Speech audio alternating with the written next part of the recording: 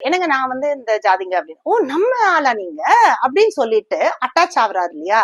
அது ஏன் அட்டாச் ஆகுறாருன்னா, தன்னுடைய உறவுகள் மீது உள்ள அதே பாசமும் அந்த அட்டாச்மெண்ட்டும் தெரியாத ஒருவர் மீது வருதுன்னா, ஏன்னா அவங்களுக்கு அந்த ஐடென்டிட்டி ஃபியூஷன் இருக்குது. அதாவது இவங்க மேல இருக்கக்கூடிய பாசம் தெரியாத ஒருத்தர் தன்னுடைய ஜாதியை சார்ந்தவர் இல்ல தன்னுடைய மதத்தை சார்ந்தவர்னு தெரிஞ்ச உடனே அந்த அட்டாச்மெண்ட் வருது இல்லையா? இப்படிதான் இவங்க குழுக்களாக தங்களை அடையாளப்படுத்திக் கொள்கிறாங்க.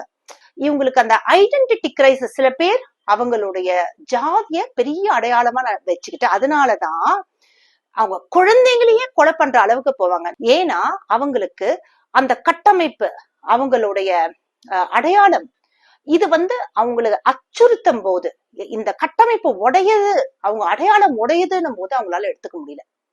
இப்ப வெறுப்புக்கும் அன்புக்கும் ஒரே மாதிரியான ஒரு பிரெயின் ப்ராசஸ் தான். தங்கள் ஜாதி மீது உள்ள அன்பு அல்லது மதம் மீது உள்ள அன்பு ஆடட் பை பயம். பயம்னா என்ன?